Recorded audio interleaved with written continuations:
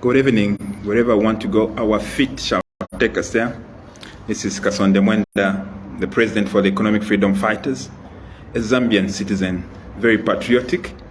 And this evening we are meeting for the common cause because of the love we have for this country, Zambia. And as citizens of this great republic, we have got a responsibility to make sure that we sharpen one another, we reinforce our aspirations to make that Zambia we can be proud of.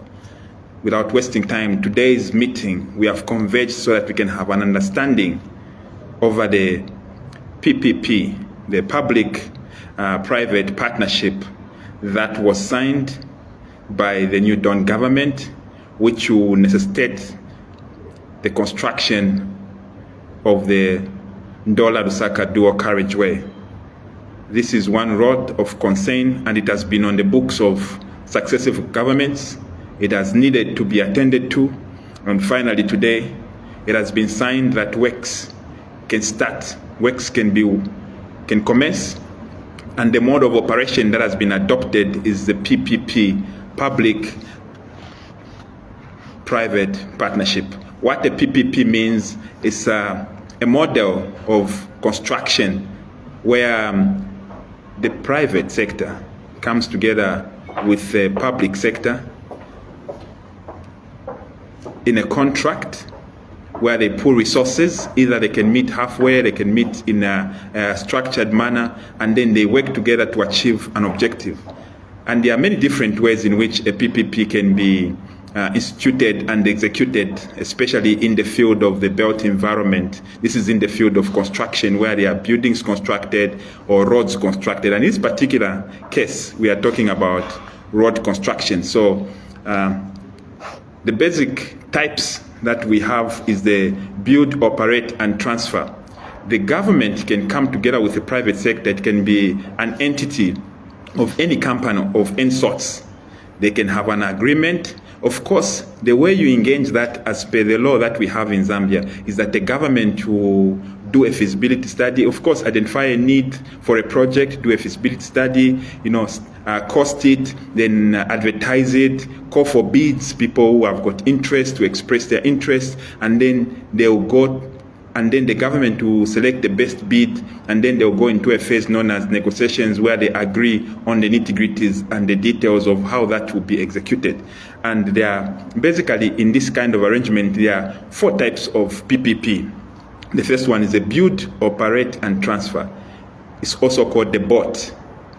Build, operate, and transfer. So the government can choose to build by coming together with a private entity, and then give power by working together with the private entity for the private entity which has brought in some liquidity or some equity or some money or some investment to operate that kind of facility until they recoup their investment. So in a build, operate, transfer, it means that the government will come together with a private entity or a private company, and then they will build the structure. In this particular case, they will build the road, and then they will operate that road. They will run it until they recoup their investment, and then they will transfer it back to the government. The next one that is common is the build, own, and operate. A PPP can take a form of building that happens by the private owning together with the government and operating with it for a period of time. The other one that is common is the lease, develop, and operate. Then the other one is the operate, maintain, and transfer.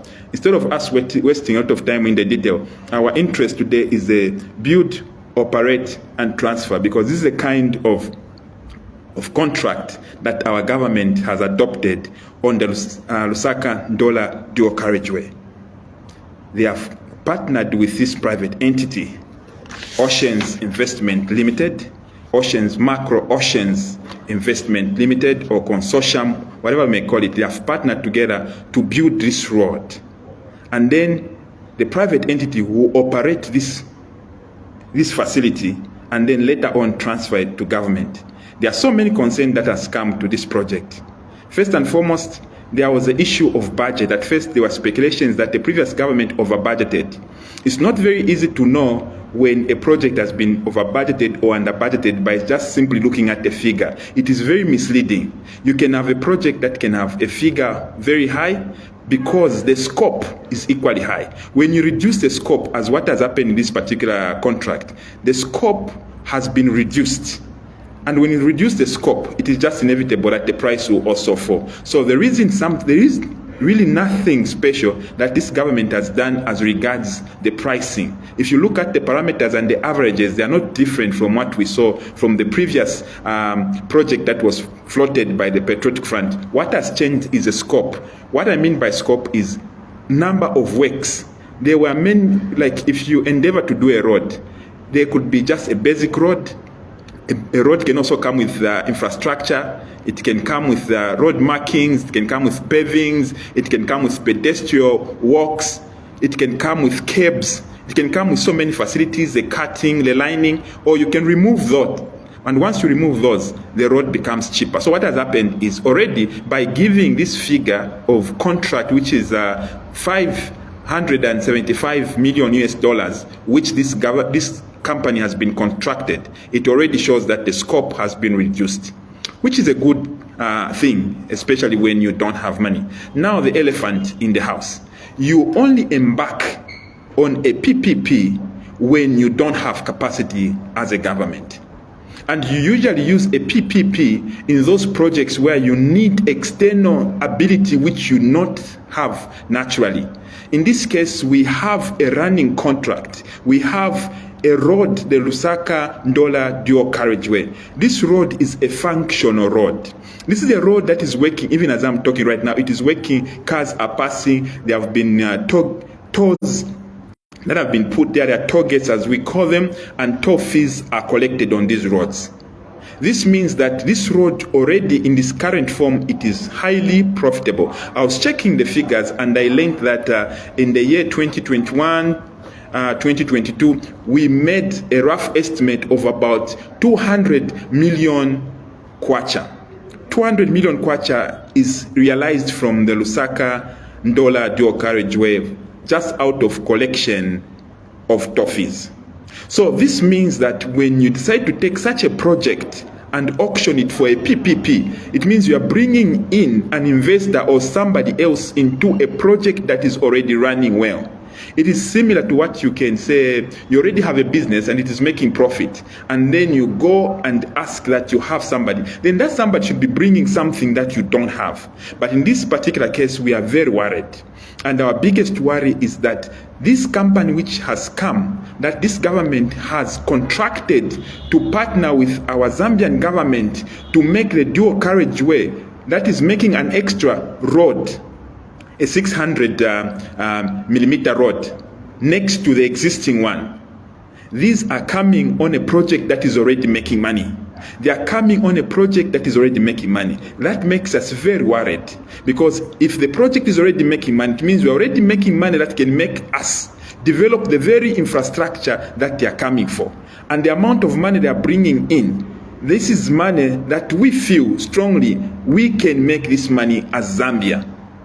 But when you're bringing in an entity, which we did our work on, we investigated this Macro Oceans Limited, and we looked at what kind of a company is this that is coming to work with us, because this is a public project, and we are truly concerned to see what kind of people are coming, what kind of expertise are they bringing that we may not have, because you can't just contract somebody to come on board because they are bringing money, and money which you yourself, you can make. So we got curious and we did our research and we found out that E-Company actually does not even specialize in construction, which is not anything wrong, but it raises a bell because it raises a concern. What else are they bringing apart from the money? Because if it is money just they are bringing, then we can get money from many, many places. But why are they coming? This particular company, actually, Macro Ocean, specializes in treating seaweed, transforming it into biodegradable plastic bags. So Mawula company Bangama plastic bag. That's a subsidiary. They can put them together and come up with what they're calling a consortium, but that doesn't change the fact. This is a company which is not inherently a construction company. So it is not bringing expertise. It is just bringing money. And it's not even entirely bringing money because this system it is inheriting is already making money. And for argument's sake, we have a road network that is already operational.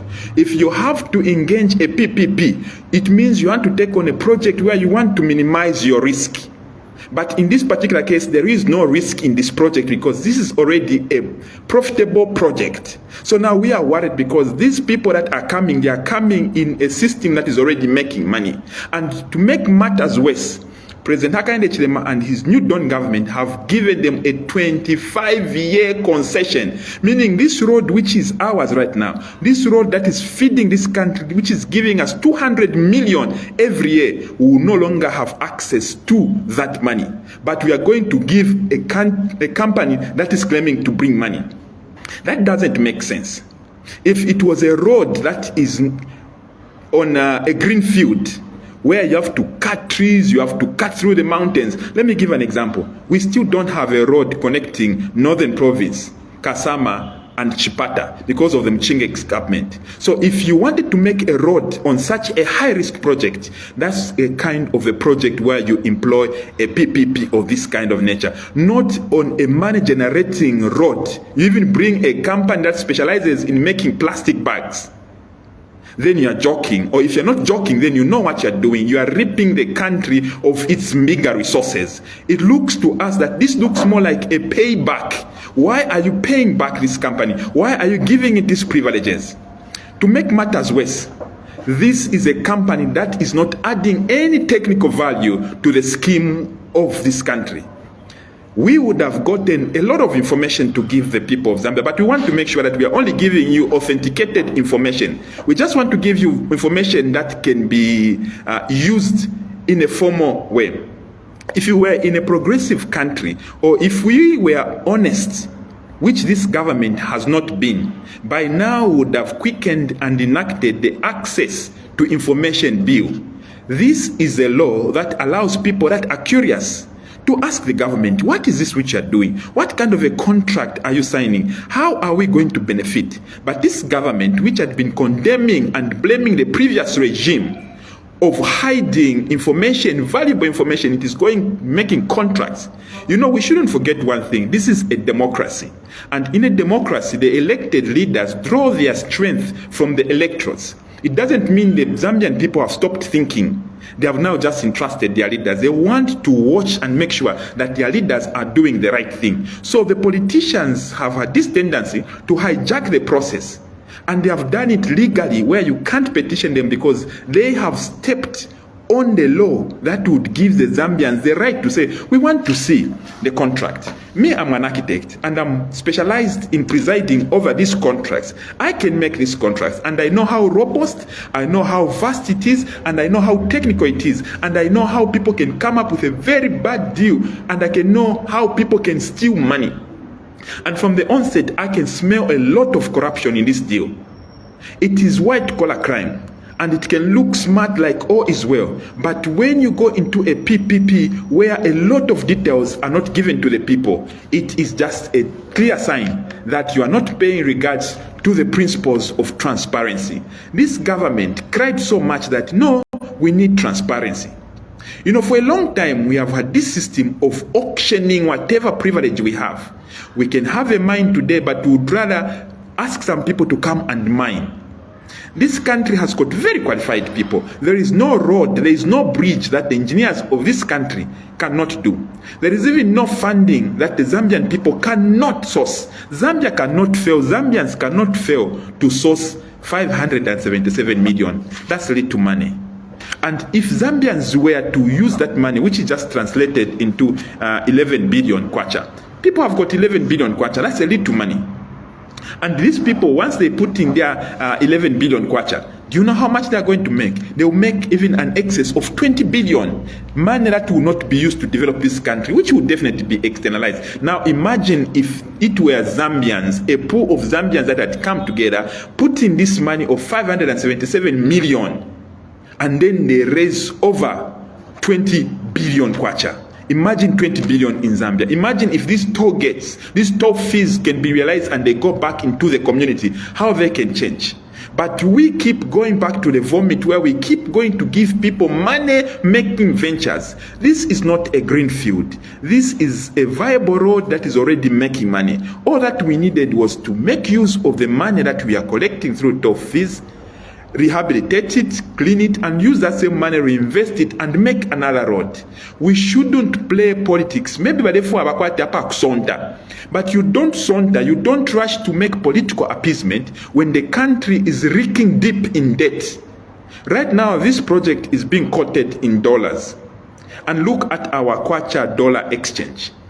For a record today, we are at 20.027 kwacha to $1. 20 kwacha to $1. And look, when people bring in and they're transacting in dollars, it means they're making a lot of money off us. Just a little dollars, they will reap a lot of money from us at their expense. And this is the kind of thinking that we need to move away from if we have to develop this country. This government talked about homegrown solutions. You don't homegrow solutions when you're going to Macro Oceans Limited to borrow. This is technically borrowing a 577 million when they will make more than triple that kind of money and they externalize it. This is what has kept Africa where it is, because even things that are straightforward, even when you find a mine like what was found in Kasenseli mine in Mwinilunga, a place where I went, where people were mining gold with their own hands. You go there today, they will tell you, we are looking for an investor from abroad, when you can mine gold even with your hands. This is a continuous process because we have had greedy leaders, people who see government projects as a conduit for them to make money. Right now, every resource we are making, we need to keep it in Zambia, use it to develop factories. Let me give an example.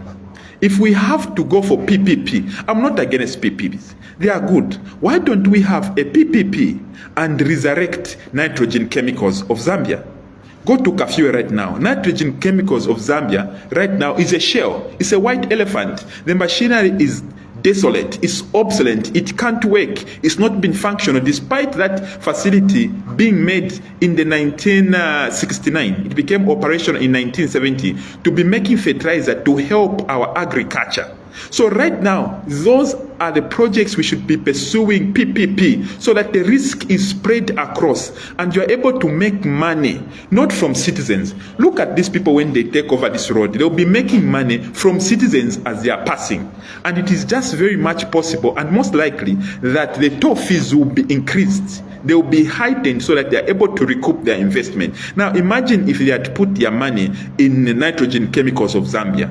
We would have seen nitrogen chemicals of Zambia produce fertilizer abundantly together with the government and kill off this deficit where we are buying a bag of fertilizer at 1,200. What farming can you do with fertilizer at 1,200? I know some of them will argue it's not 1,200. They will say it's 800 decompound. Whatever it is, even if it's 800, what kind of farming can you do with agriculture which is this expensive?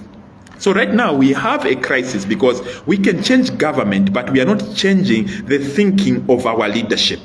Sometimes I keep advocating for a paradigm shift, trying out new younger generation. They also have got their own challenges, but that doesn't hate for us to try and envision new thinking. Let's create industries. Right now, if there's anything that Zambians need, is for us to provide ourselves and make ourselves food secure.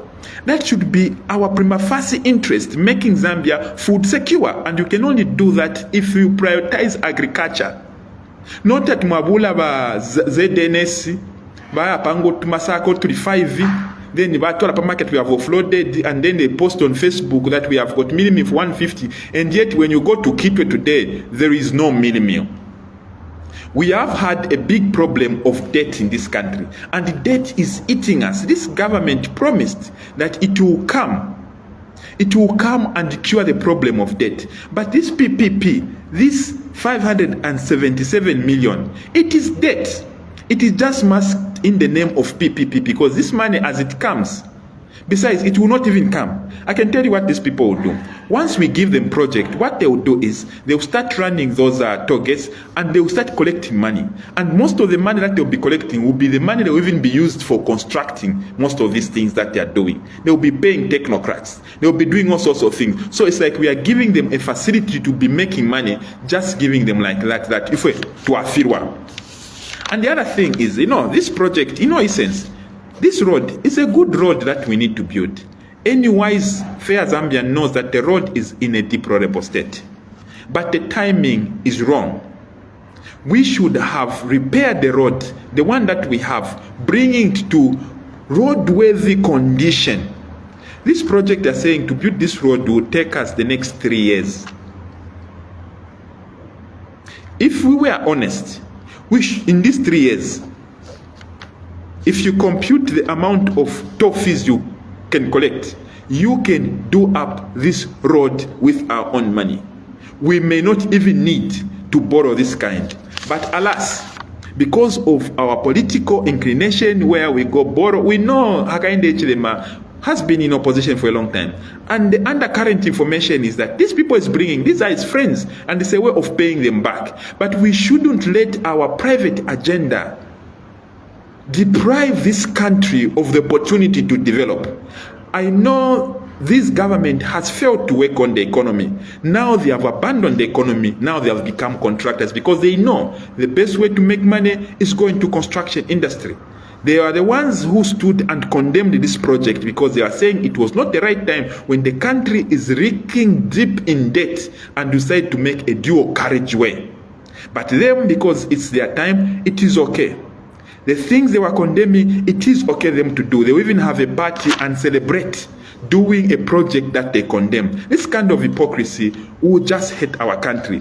As Zambia, it's time for us to understand that for us to develop this country, we need to make intelligent sacrifices, not for us to rip off this country even the more. This is the only country we have. And if you look at the nature of the kind of progression we are making in this country, it is worrisome. And I would just challenge this government that if you look carefully on this project, there is a lot of lack of transparency. And once you start with lack of transparency, it is impossible for you to achieve accountability.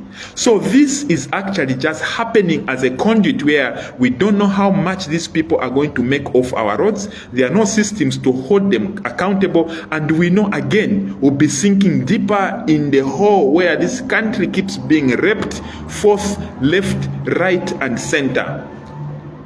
We have also seen a lot of effect of a lot of political influence, and this road will bring a lot of unequal distribution of resources. This is a time when we need to resurrect our industries. This is a moment when we know that in this country, most of our youths are unemployed. We need to create initiatives where we are in charge. This company, unfortunately, when it takes over in this PP, it will definitely have the power to decide who they engage on this project.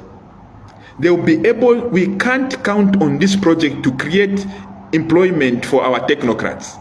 Because once you go into such a PP like this one, where you can't even have access to information, everything has been hidden, these people have got the power to employ their own people. You will see the kind of contractors we are going to have. They will also start doing the things that we have been condemning for a long time. The other worry when you go for a kind of PPP like this one is that you understand that a PP like this one is profit motivated. When you go for a profit motivated, these people are coming to make money. And thus, it is very likely that they will compromise on quality. You will not get the quality of a road that you can give a concession for 25 years. Trust me, by the end of 25 years, this road they will make would have finished and will be wanting to create another PPP for somebody to come and make money off us. I can give an example of our president, Hakainde Hichilema, right now, who is 62 years old. After 25 years, and you have got 62, he will be 87 years old. 87 years old. All those people right now who are in 70 years old who will not see the end. If you are today 25 years old, know that by the time we start making money, collecting our toll fees, not the way this government is lying, it's trying to be mischievous by saying they have struck a detail where they will be getting some form of money. You don't need to get a form of money. If you are going to get some revenue from the toll gates, you should make it in plain black and white. Instead of lying that you have created some understanding you'll be making. This 25 years is a lot of time. It is actually worth a generation, meaning this generation which has signed this has condemned even the future generations to come. It is also tantamount to simply saying you have privatized the toll gates. The money that would have been coming in our coffer, over a 577 million, you are going to lose revenue for an excess of 25 years to a company that was so smart and had people who were working in it just making my plastic bags can come and dribble this country. How I wish we could go into PPPs like this with companies which are domiciled, which are Zambian owned here. Of course, if we let our companies compete openly with other external companies, we can't. But for us to grow capacity, we should make deliberate efforts. 25 years is too much time. Too much time. Anyone who is 40 years today, 45 years, you will be 70 years by the time we start making money off this road. So you would have postponed the revenue that we are making today, 200 million. 200 million is a lot of money. 200 million can build schools, can put medicines in hospitals. Right now, when you go across this country, there are no medicines in hospitals. Now, with this decision to go into this PPP, to this public-private partnership, we will no longer be receiving that 200 million, meaning those hospitals that don't have medicines right now, it will even get worse for the next 25 years. What kind of thinking? How can you postpone revenue? Such projects for PPP, and you give people a lot of years. You give them for a greenfield project where you are not making money so that other people come and help you. You do PPPs for those areas that you want to start mining. I would want to take advantage of this audience and just notify us that in this country, we should not expect that some people will come from somewhere and come and turn the tide. This tide in this country of poverty, this cycle of poverty will only be corrected by us thinking and doing the right things. If we are mischievous, if we are unfair to ourselves, if we are reaping our resources left, right, and center, this country will definitely not develop. So it was out of concern that we thought we should address this government and tell them that this country right now has got serious problems. And unless we start thinking sustainably, this is not even sustainable development that the president is talking about. He was talking just 4 days ago in Parliament when he was addressing Parliament, saying we need to endeavor to have sustainable development. You can't call it sustainable development when you are going to forego a project where you are making 200 million and say we'll only be making this kind of money after 25 years. We know most of our political leaders are enjoying. They're already on payrolls with this company, and as they will be collecting these top fees from Zambians. I don't even know where Zambians are expected to get this money to be giving these people as they take over our infrastructure. So we would want to caution this government that if they will continue on this trajectory of auctioning our state resource, increasing the hunger that we are already ravished by, where we don't have even medicine problem, but they were arrogant. I was in Kafue just 3 days ago, and I found that Nangongwe health facility has got no medicines.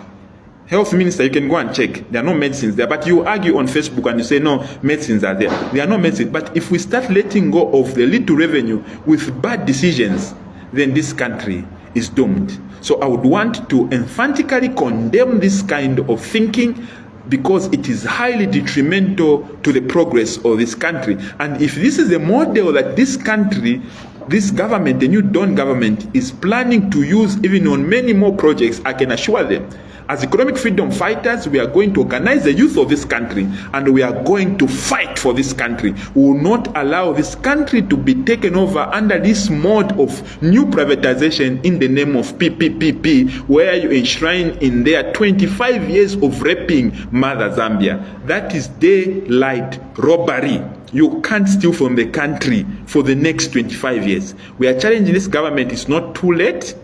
These people have not taken groundbreaking. Go and renegotiate. 25 years is theft, grand theft in daylight.